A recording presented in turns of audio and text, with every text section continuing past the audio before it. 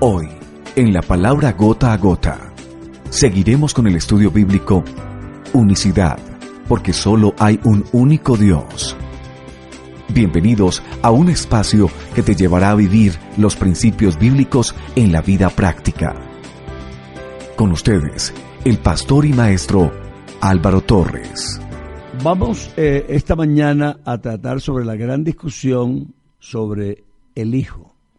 Creo que cuando se habla de Dios, el problema no es tan grande. Se divide en dos grandes ramas, o ateos o teístas. Claro que las versiones sobre la creencia en Dios pueden variar de comprensión, pero de todos modos la existencia de un Dios pues es la existencia de un ser creador que lo sustenta todo. El cristianismo tiene una versión, y es que Dios, para salvar al hombre, se hizo hombre. A esa manifestación de Dios en carne se le llama el Hijo de Dios. Entonces ahí surge ya el problema, porque es un ser que es divino y es humano. Y a muchas personas les parece como incomprensible o inaceptable, o no saben en qué tanto es Dios o en qué tanto es hombre, o si es mitad y mitad. Entonces el problema se hace profundo por eso, porque además a veces las posiciones son irreductibles.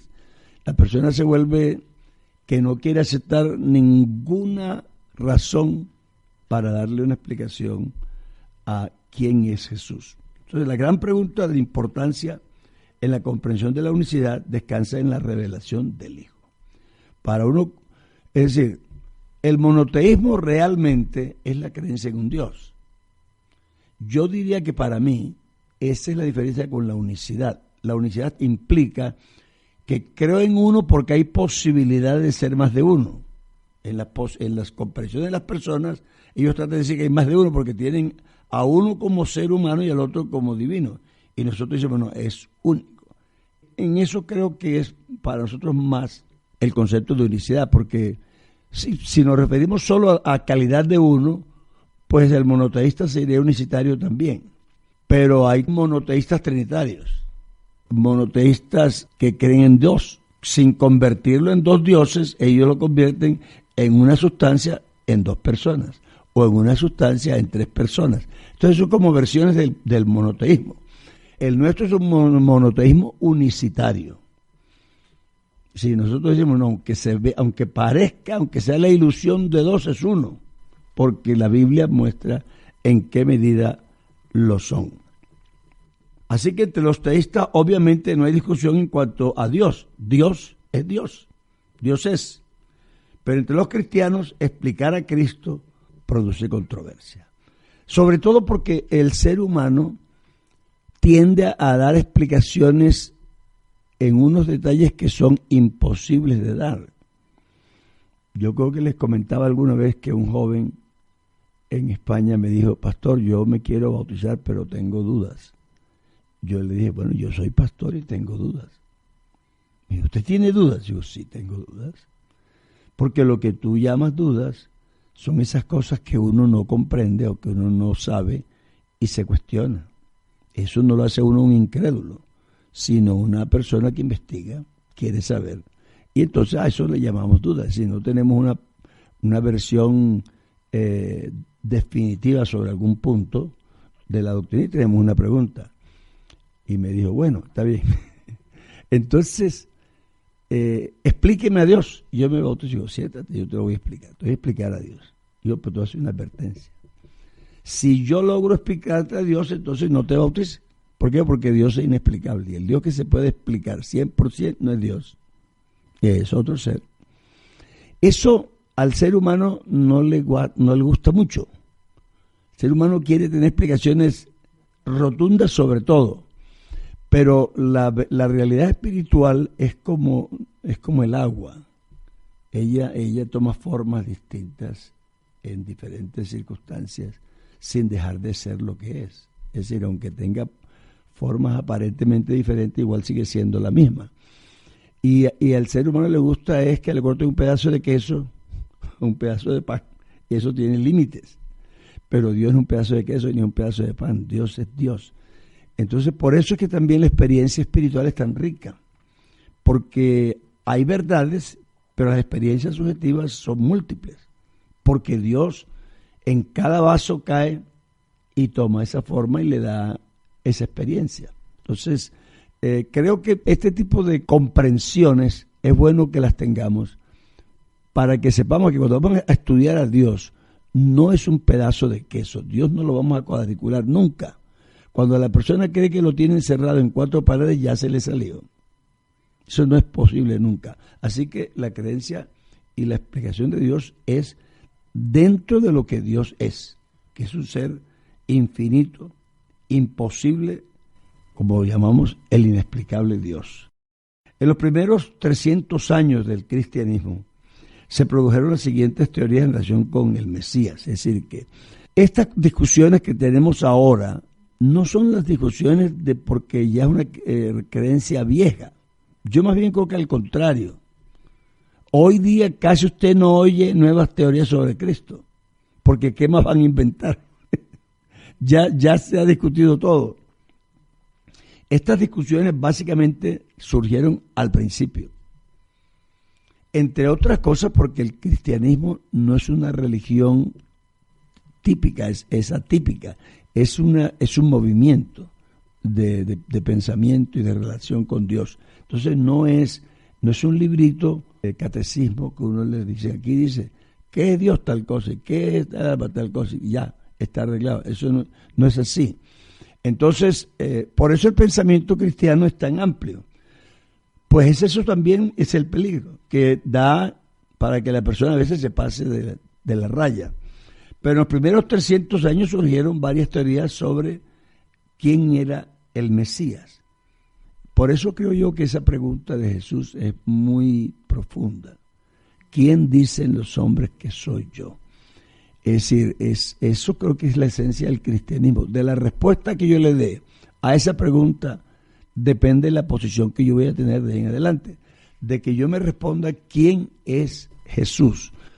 Y me parece tan bueno lo que hizo Jesús, porque no lo dejó en ese ambiente infinito de posibilidades, sino que lo redujo al grupo que tenía y dice, y vosotros.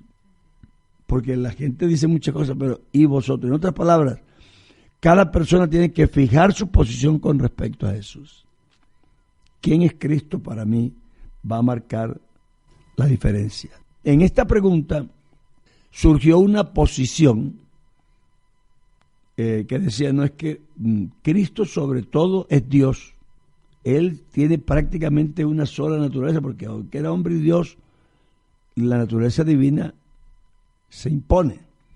Y entonces decía, no, es que la carne de Cristo es como una ilusión. Yo hablaba con un pastor hace unos cuantos años ya, más de 30. Y él me decía, es que la Biblia dice que Dios envió a su Hijo en semejanza de carne. Pero es que la Biblia no dice así. La Biblia dice en semejanza de carne de pecado. Así que no era semejante a carne, sino semejante a carne pecaminosa. Y Cristo no tenía pecado, pero era semejante a eso. Entonces, esa expresión nos llevó a decir que la carne de Cristo no era real, sino que era una ilusión. Y esto sí hay que explicarlo porque tiene que ver con la redención. Y la persona que no entiende que la grandeza de Cristo no está solo en que es Dios, sino también en que es hombre, entonces él no va a tener conciencia de lo que es la redención. Esa posición se llamó docetismo. El docetismo es el que hace énfasis en la divinidad de Jesús y dice que la naturaleza humana no era verdadera. Eso en realidad es una doctrina gnóstica, en la que todo es una ilusión, y Cristo no es una ilusión. Cristo, cuando los discípulos pensaron que era ilusión, los detuvo y les demostró que no era. Es interesante ver cómo la gente, aunque estaban convertidas a Cristo y tenían ya una identidad más o menos, ellos siempre que no tienen explicación de alguna cosa, dicen, es un fantasma. Está caminando sobre las aguas, es un fantasma. Le apareció después de muerto, es un fantasma. Entonces Jesús dice, mirad que un espíritu no tiene carne, no tiene hueso como yo. Y como para demostrar que sí era de un pescado y se lo comió. Entonces, es decir, el no creer que Jesucristo es real es negar la realidad de Cristo, porque Él mismo se esforzó hasta con una acción milagrosa y con argumentos de que Él sí era lo que era, no era una imaginación, no era una ilusión, no era un espíritu, no era una aparición, es decir, no era un holograma ni siquiera, era un ser real. Así que esta doctrina es gnóstica y es la que el apóstol Juan ataca en su epístola. Toda la epístola de San Juan realmente lo que pretende es eso, demostrar que Cristo, y él dice, el que no cree que Jesús ha venido en carne es anticristo. Eso es serio. Cuando la Biblia dice que el que no trae esta doctrina, no se refiere a la unicidad o a la Trinidad o al bautismo, se refiere a la doctrina de que Cristo es hombre. Así que el que no trae esta doctrina, no lo recibáis en casa, ni le digáis hermano. Porque es que el que hace eso niega todo lo que Cristo hizo. Ni sufrió, ni murió, no resucitó, y si Cristo no resucitó, estaba en nuestros pecados, es decir, todo es una ilusión. Entonces no es posible que yo crea que puedo tener esa creencia y ser cristiano. Y Juan dice, no, eso es lo peor que ha surgido. El que no traiga la doctrina que Cristo ha venido en carne no es un hermano, no tiene la doctrina nuestra. Es decir, que realmente creer que Jesús es humano es fundamental. Porque el milagro grande es que Dios se hizo hombre. Y entonces, si no, su sufrimiento sería toda una ilusión. Y además era buen actor entonces. Tengo sed y sufrió y angustiado y en agonía y sufrió sangre. Todo eso por ilusión. Eso no es posible. Sería el engaño más grande de la humanidad. Así que nos dice que tal persona no lo llamemos hermanos porque no lo es. Algunos cristianos piensan que sobre enfatizar la divinidad de Jesús es exaltarlo. Así que ellos piensan que no. Un hermano me dijo sanamente, me dice, hermano, es que a Cristo no se le puede considerar Dios nunca exageradamente. Sí se puede. Es decir, yo digo, no es que las uñas eran divinas, el pelo era divino. Bueno, eso no es verdad. Si usted hubiera tomado un pelo de Cristo y lo pone en el microscopio, le hubiera dado la misma consistencia y formación de cualquier cabello humano. Pero eso no es lo que lo hacía grande. Lo que lo hacía grande es que siendo Dios asumiera eso. ¿Entiendes? Así que no sé si la persona no logra entender que es que Dios es un ser tan inmenso, tan grande, tan santo, que hacerse hombre es la cosa más difícil. Es la humillación más grande que puede tener. Así que para nosotros lo grande de Cristo es que es un hombre, es que se hizo un verdadero hombre, sin dejar de ser Dios, obviamente, porque Él fue Dios siempre. Entonces ellos quieren exaltar tanto la divinidad de Jesús que dejan su humanidad a un lado. Pero la grandeza de Jesús consiste en que siendo Dios, se hizo hombre. Como uno se da cuenta, esta herejía surgió temprano en la era cristiana. Es decir, que eso no fue... Juan murió como a los 100 años de la era cristiana, así que esta doctrina debió surgir por ahí 50 años. No se menciona una persona en particular, porque es que el docetismo... Usted ha escuchado algunas explicaciones que nosotros damos sobre las teorías egipcias y hindúes que fueron de la época del cristianismo o anteriores, que ya tenían algunas creencias algo parecidas, de dónde surgió Dios y qué explicación de Dios. Entonces, esa imaginería, digámoslo de esa manera, ya estaba sembrada en la humanidad. Entonces, cuando Cristo aparece y no tiene explicación lo que hace, porque claro, es que una persona que resucita un muerto de 4 días, ¿cómo lo va a explicar? cuando él habla cosas, yo me sorprendo porque si uno pone la Biblia en el entorno histórico y cultural de la época romana, de la época de Jesús, del tiempo de Jesús, fue muy brillante en las exposiciones filosóficas y de leyes, como igual que los griegos. Entonces, cuando unas personas acostumbradas a ese tipo de expositores y de oradores dicen, nunca ha hablado un hombre como este hombre, es decir, eso tiene que hacernos pensar. Eso no es una expresión para tomarla así como religiosamente, como hacemos nosotros. Está bien, para nosotros tiene un valor espiritual, pero el que lo está diciendo no es espiritual, es un romano. Y él dice, nunca ha hablado como este hombre. Yo diría, bueno, uno ahí no dice por qué expresaron eso. Yo me he atrevido a aventurarme a pensar por qué lo dirían. Es que la gente hizo exposiciones sobre cuestiones, pero Jesús no hablaba así. Jesús dice, el que viene a mí, si alguno tiene sed, venga a mí.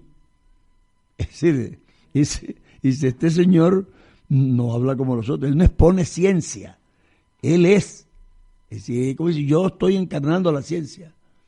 Tiene sed, venga y beba.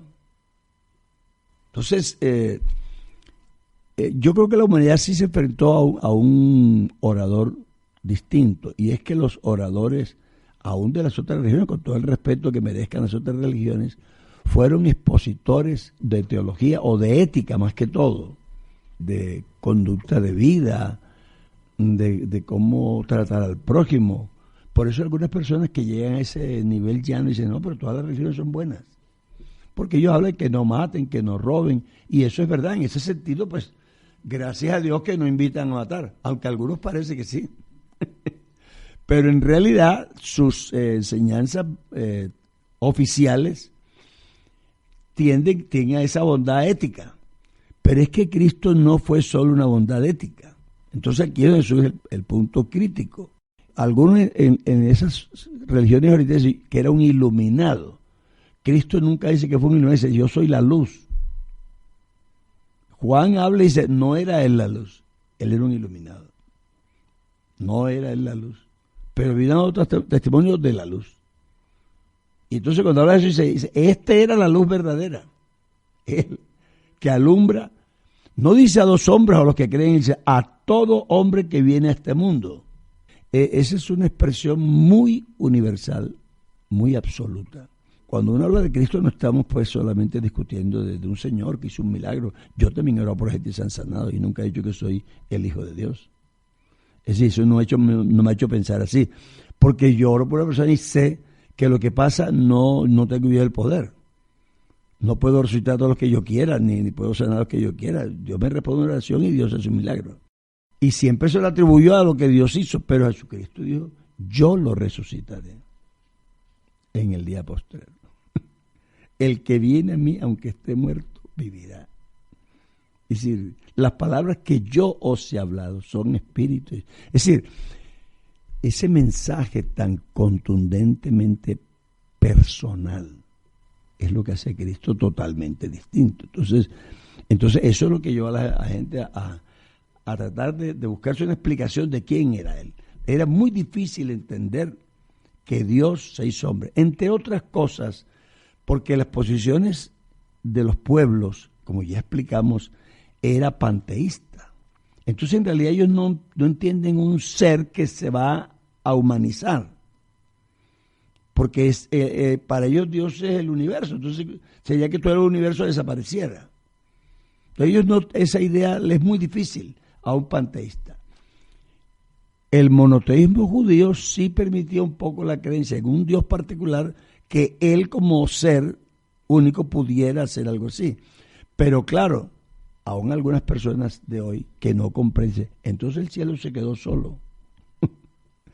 No se dan cuenta que Dios es omnipresente y podía estar en Cristo y estar en todas partes a la misma vez, así que no tiene ese problema. Pero eso es lo que precisamente de ahí viene la mala concepción de Dios y también la dificultad de explicarse cómo Dios se hizo un ser. Entonces, hubo líderes representativos de estas tendencias. Uno de ellos fue un señor llamado Arrio, De ahí surgió el arrianismo. Y también un señor Sabelio, que del cual salió el sabelianismo.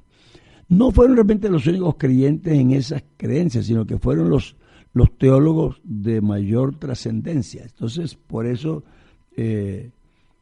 se le llamó el movimiento por el nombre de ellos, pero después esos movimientos tomaron otras tendencias y entonces asumieron otro nombre. En el caso del arrianismo también se llamó fotinianismo, por Fotinio, un señor que también pensaba lo mismo.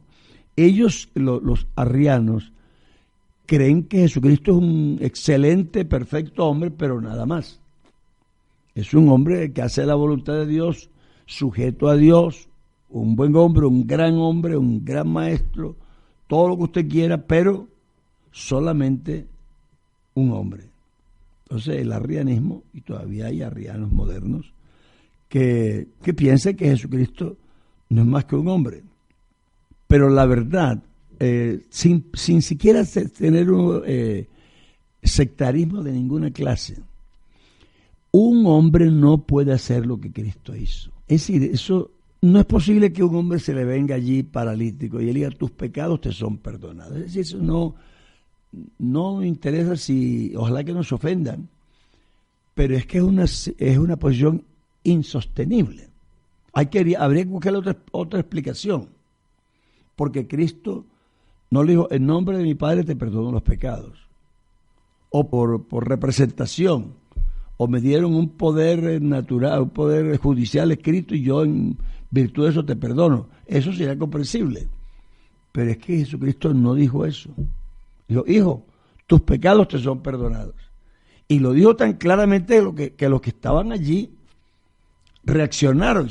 ¿Y cómo puede un hombre perdonar pecados? Si eso solamente lo puede hacer Dios. Jesucristo no se tomó el trabajo de explicarles, y si no lo hizo, no sería un hombre perfecto si lo fuera, porque se está atribuyendo algo que en este caso sería como suplantando, una suplantación. Y un suplantador no es un hombre correcto. Jesucristo no se tomó el trabajo de decirle, no, bueno, yo quise decir, no es que yo le perdone los pecados, sino que Dios se los perdona. No, Él dijo, para que sepan que tengo poder para perdonar pecados, le dijo al paralítico, levántate, toma tu lecho y vete a tu casa. Entonces, es decir, eso hace a Cristo un ser distinto. Nos guste o no, eso está en la Biblia. Así que si no es que un hombre perfecto, pero suplantó a Dios, entonces no era tan perfecto. Así que o Él es Dios o tampoco es un hombre perfecto.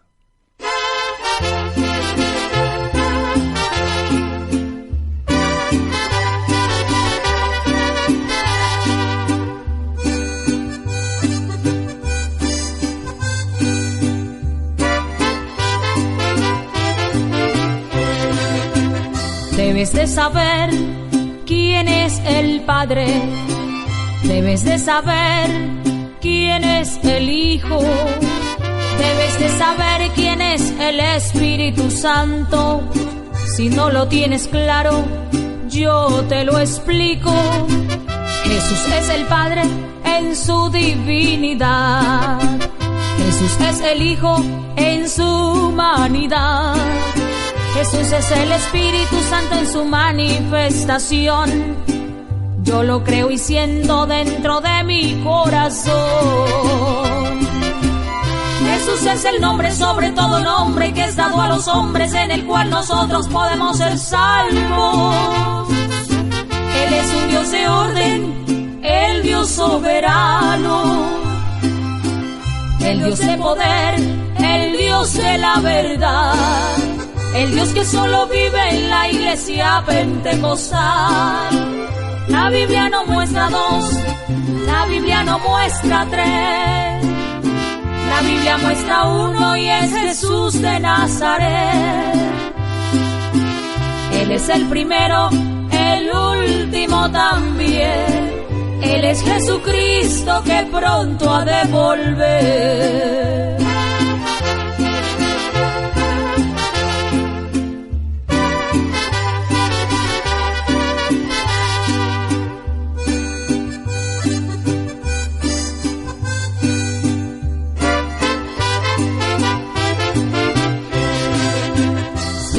ofendido, pido que me disculpe. Pero es que yo tengo que predicar la verdad. Su palabra es clara, más dulce que la miel. Seguiré anunciando, Dios es uno y nada más.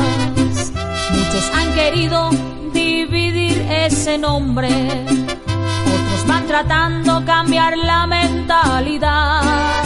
Nosotros te decimos, Jesús es el nombre. Su palabra lo dice, Dios es uno y nada más. Jesús es el nombre sobre todo nombre que es dado a los hombres, en el cual nosotros podemos ser salvos. Él es un Dios de orden, el Dios soberano, el Dios de poder, el Dios de la verdad, el Dios que solo vive en la iglesia pentecostal. La Biblia no muestra dos, la Biblia no muestra tres, la Biblia muestra uno y es Jesús de Nazaret. Él es el primero, el último también. Él es Jesucristo que pronto ha de volver. Jesús es el nombre sobre todo nombre que es dado a los hombres, en el cual nosotros podemos ser salvos. Él es un Dios de orden, el Dios soberano, el Dios de poder, el Dios de la verdad, el Dios que solo vive en la iglesia pentecostal. La Biblia no muestra dos, la Biblia no muestra tres, la Biblia muestra uno y es Jesús de Nazaret. Él es el primero, el último también. Él es Jesucristo que pronto ha de volver.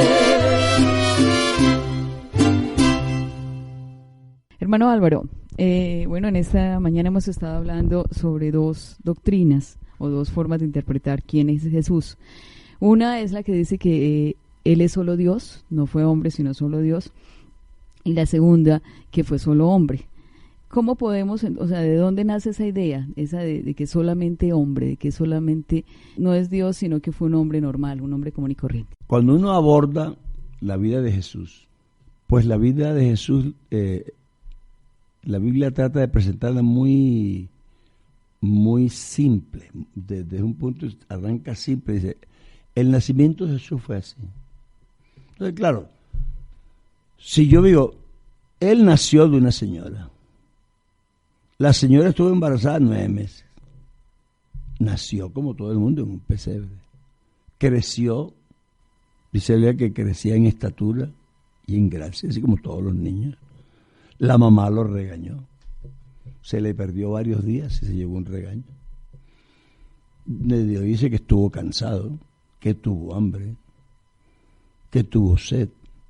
Esa experiencia de la tentación que tuvo Jesús y sus reacciones, porque fueron 3 situaciones, yo diría básicamente emocionales, es decir, como ser humano que yo soy, lo miro, y verlo allá, por ejemplo, en el Calvario, sufriendo, muriendo, y bueno, el que tiene todo de humano, sí, es un ser humano.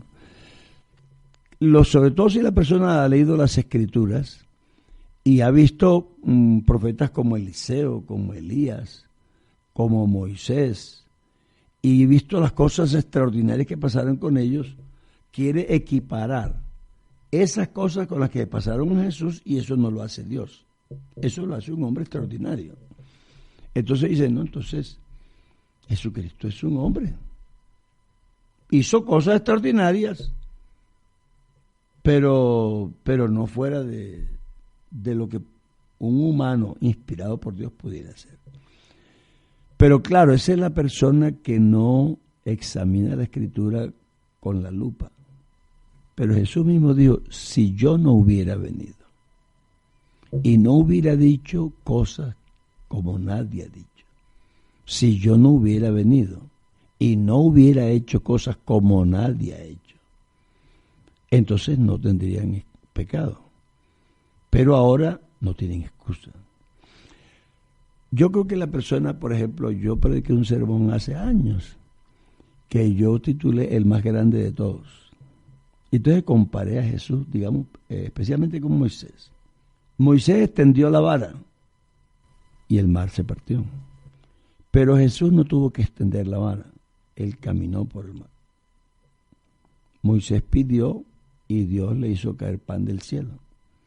Pero Jesús no pidió pan del cielo, dijo, yo soy el pan del cielo. Es decir, Moisés golpeó la roca y salió agua, aunque la misma Biblia dice que la roca era Cristo, entre otras cosas. Pero Jesús no dijo, voy a golpear la roca y si el que tenga sed venga a mí y beba. Entonces, es decir, todas las cosas que en los otros fueron extraordinarias, en Cristo lo fueron, pero en otra dimensión. Es decir, no fueron milagros hechos, sino milagros vividos. Yo soy el pan, yo soy la luz, yo soy el camino, yo soy la puerta, yo soy la resurrección y la vida. Es decir, el problema es que si se pudiera explicar todo lo que Cristo es desde una dimensión humana, en realidad, pues, igual si fuera nuestro Salvador, así lo aceptaríamos. De todos modos, sería nuestro Salvador. En realidad no tenemos ningún interés de que eso no sea así. Si fuera así, así lo creeríamos. El problema es que la Biblia lo plantea de una manera que no se puede aceptar así. Es decir, por más que uno quisiera, no lo puede aceptar. Jesucristo lo mataron. Bueno, a mí me pueden matar. Y usted puede orar por mí y puede resucitar. Pero Cristo no hizo eso. Él dijo, destruyen el templo y yo lo levantaré. Es decir, que ¿cómo va a ser una persona que lo maten a él mismo y él mismo se va a levantar? ¿Quién queda para levantarlo? Había una revista que se llamaba The Tomorrow's World, El Mundo de Mañana, de un señor Armstrong. Entonces él ahí tenía un capítulo, una vez un artículo sobre la muerte y resurrección de Cristo. Y entonces él llegó a decir, gracias a Dios que en el cielo quedó el Padre, porque si no el mundo se hubiera quedado sin Dios, porque él dice que Cristo había muerto como Dios y que por lo tanto el mundo se quedó sin Dios si no fuera porque había tres. Pero es decir, ese señor sí era trinitarista, claramente trinitarista. La Biblia no dice eso, la Biblia dice que Cristo era Dios manifestado en carne y como tal, como todos los seres humanos, mueren, pero no muere el 100%, muere lo que puede morir. Entonces el hermano Magui en ese libro Está Jesús en la divinidad o la divinidad en Jesús, él dice, no digamos que Dios murió porque eso es incongruente, pero digamos que el que murió era Dios. Sí, la sutilidad es válida. El que murió era Dios, pero no murió Dios, sino que Dios tiene una parte de él que puede morir, otra que no puede morir cuando se manifestó en carne.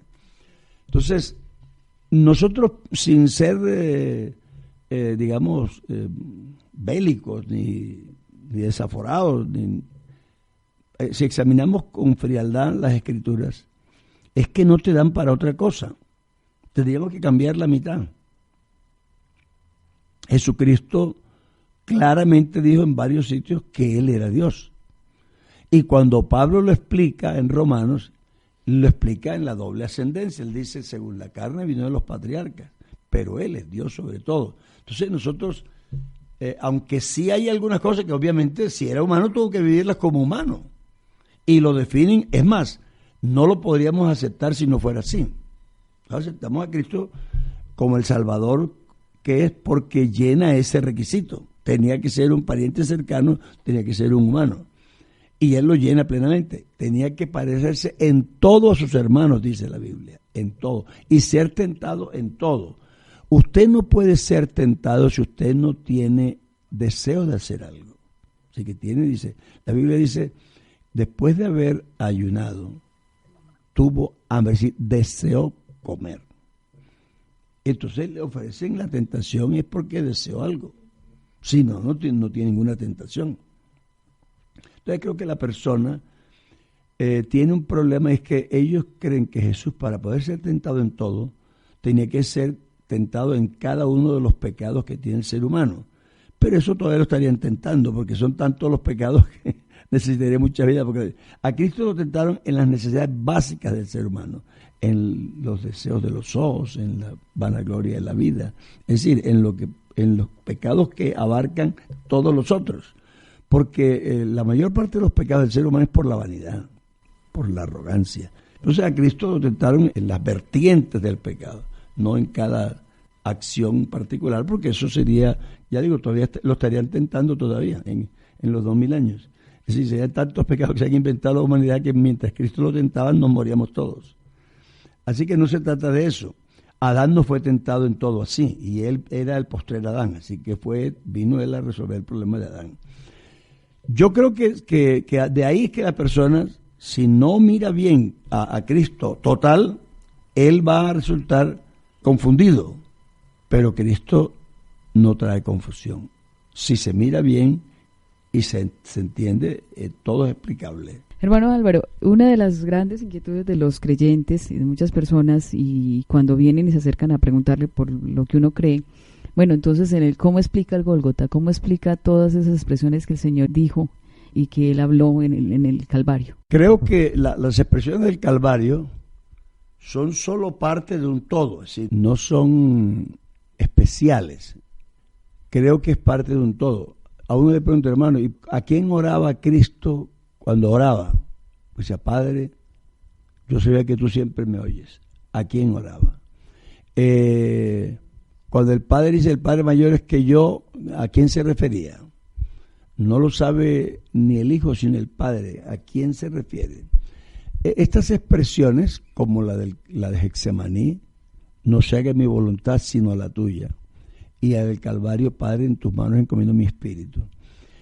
Todas son parte de una misma realidad. Es decir, los hermanos sí tienen que aprender que nosotros no somos ni docetistas ni arrianos.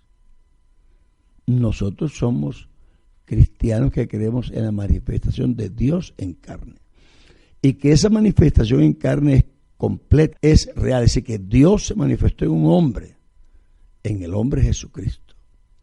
Eso quiere decir que Él asumió un ser. Si eso no fuera así, muchas expresiones perderían valor. La Biblia dice, por lo que padeció, aprendió la obediencia. ¿Quién aprendió la obediencia? Dios. Dios no tiene que aprender a obedecer a nadie. Dios es soberano. Se está refiriendo al hombre Jesús. Por lo que padeció, aprendió la obediencia.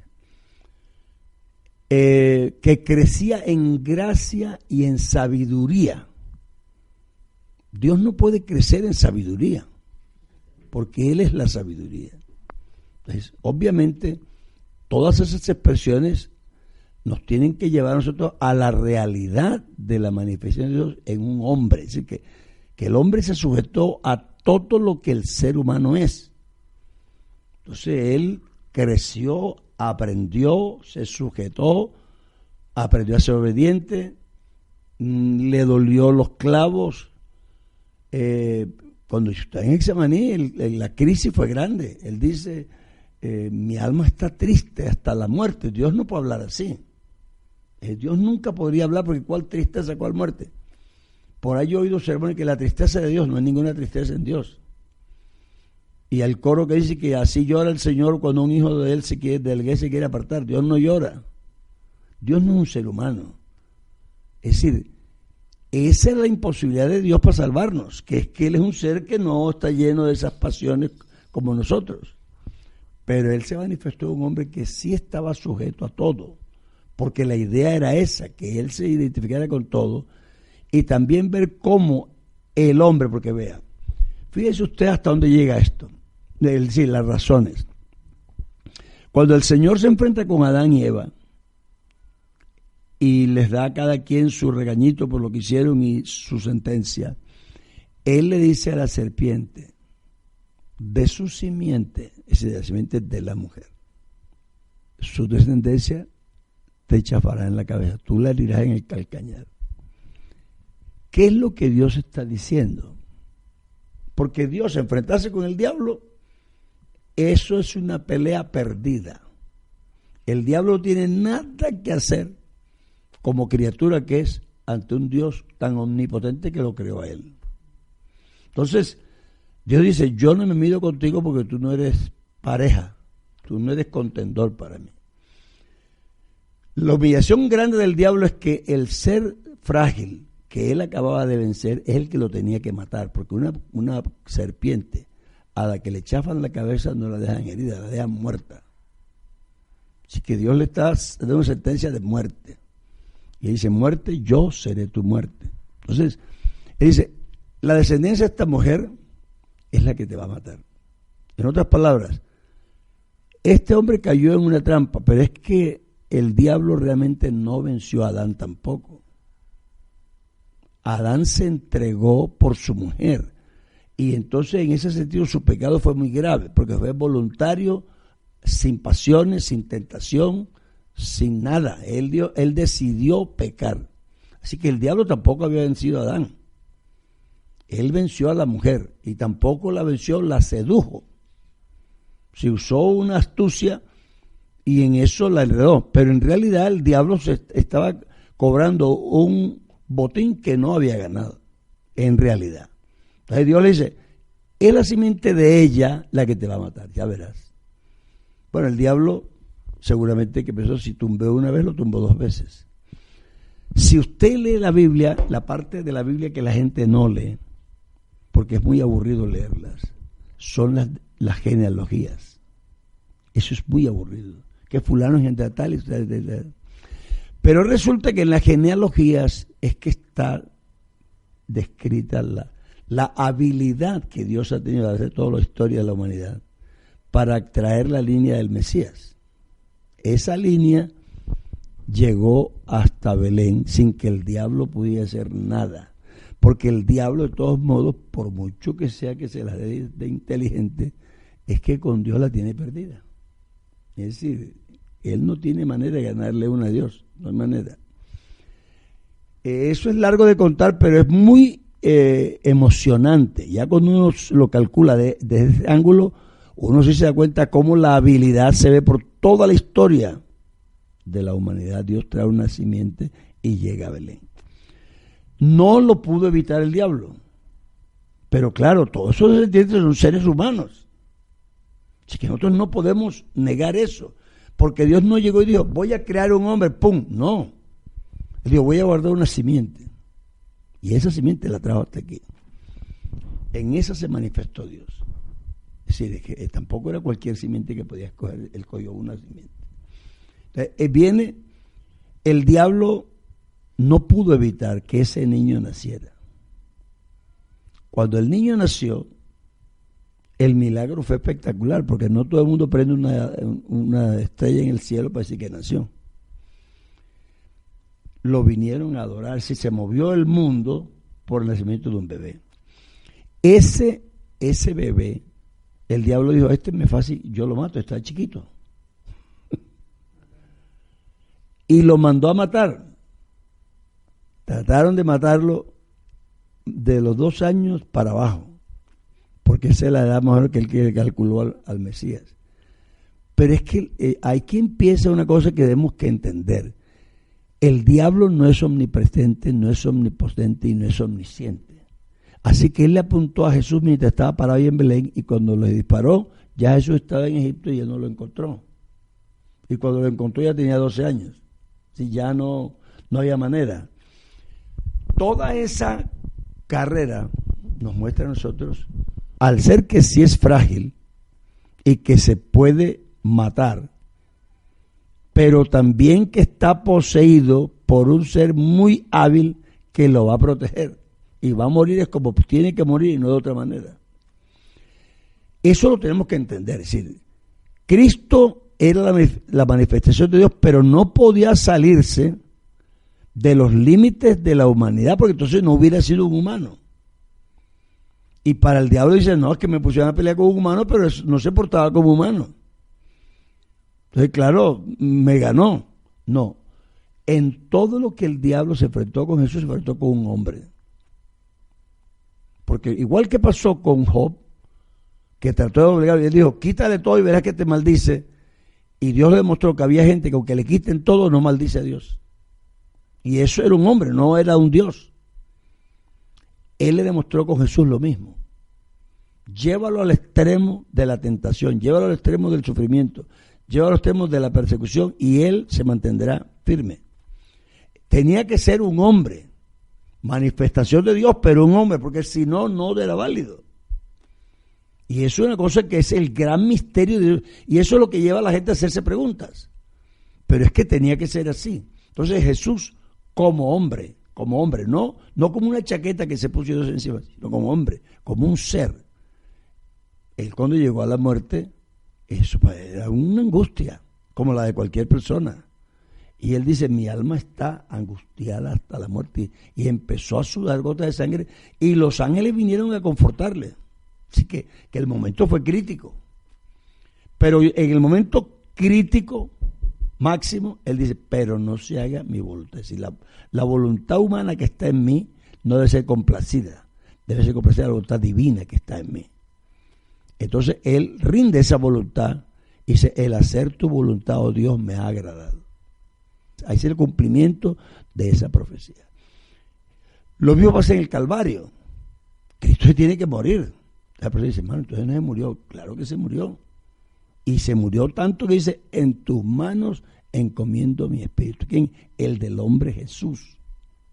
Ese es el misterio, precisamente. Grande es el misterio de la piedad, es eso. Vivió su independencia sujeta a la voluntad del Padre. Quiere decir que el hombre sí puede sujetarse a la voluntad de Dios al punto de desaparecer como ente de voluntad, volitivo, y morir. Porque la muerte del cristiano, si no ocurre, nunca será cristiano. Si una persona no se muere, hermana, no es cristiano nunca. Y eso creo que es lo más grande de la manifestación de Dios en carne. Por eso es que la gente pregunta, entonces, ¿cómo así? Pero eso es. Acepta eso y verá que usted tiene clarita la manifestación de Dios. Hermano Álvaro, vamos a dejar por ahora en este programa, pero qué bueno seguir conversando sobre por qué el Dios eterno tenía que hacerse hombre. Gracias por sintonizar la palabra gota a gota. Esperamos que se tome un momento para escribirnos y dejarnos un mensaje de cómo este ministerio radial ha aportado para su crecimiento espiritual. Escríbanos a la nueva radioipuc@gmail.com